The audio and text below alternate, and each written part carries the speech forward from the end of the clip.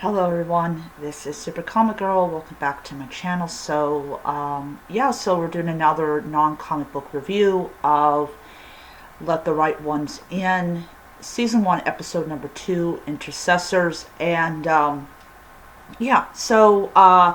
was a really good episode. I enjoyed everything about it. So in the previous episode, I told you that I was going to mention the last one, that she is basically like... So, I mentioned in the previous episode that the virus causes people to be unable to go out in the sun, and it also causes them to develop the taste for human blood. They also develop the fangs that allows them to consume what they need. The one other thing, this was covered in episode 2, was that you have to invite them in. So in the Dresden Files, Harry Dresden actually explains why you have to let a vampire in, just like you have to let a wizard in. And this has to be of your own free will, and that is because they leave half of their power behind in it. Now, in this world, it is quite simply, vampires cannot enter your home unless you invite them in. So basically what happens is, when she's at the threshold of this woman's apartment, the excuses she gives is, my father's always said it is rude to not be invited in. And of course she buys it and says, hey, come on in. And she comes on in. Unlike, of course, other vampires, her intention is not to kill the people inside the apartment.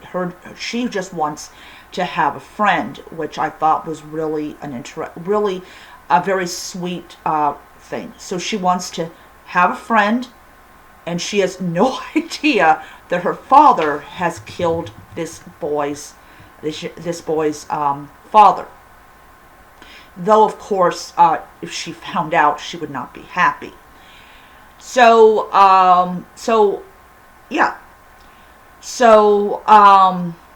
the father finds out that the person that he killed is this child's father, and he's like, oh, no, I just did not do it. I think I just did. Yeah, you did. And the thing is, he's not what we consider to be a murderer, because he's not killing for a thrill or anything like that. He is killing people, or he is trying to find out ways to get the blood that his daughter needs. And it's all about survival. It's all about family, taking care of each other, which I thought was a really great concept. So in the second episode, the old man dies, and immediately, employment, this one guy, he's employed by her father, now he's employed by her.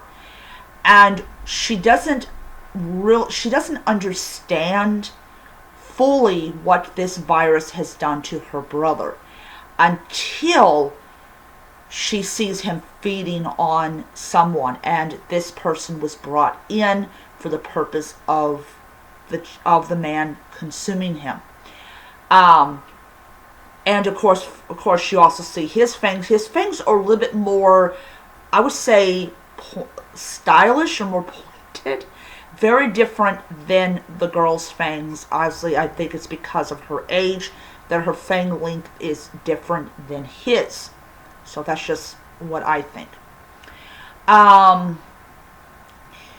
You see, of course, his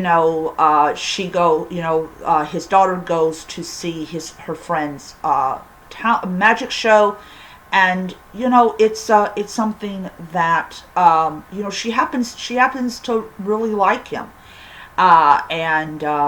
so it's a really interesting thing that you have, and we have no idea what this drug actually does.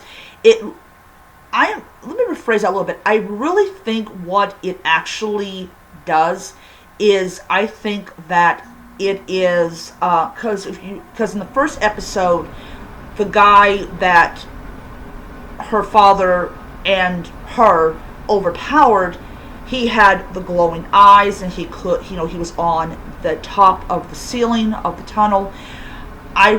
And of course, in the first episode, we saw that the body that police discovered was burned. So what I'm thinking is, and this is only a thought, the drug itself is the reason or the cause of the vampirism. So, because in it said that they were doing experimentations on vampirism, and apparently they used that to create this drug, and it was melted down, and people would inject it, and they would get addicted to it, and then of course they would develop the characteristics of a vampire, and it would be like a virus, and it would be transmittable and all that stuff.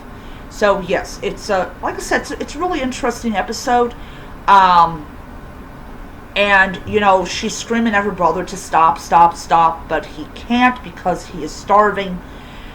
And we're going to see what happens after he feeds, if he does have a healing factor, and if it kicks in and all that. So we're just going to see what happens in the third episode. Like I said, I'm really enjoying this series, and I look forward to the next one. So I give it 5 stars, and yeah. So I will see you guys around. Until next time, nerds, read on. Bye.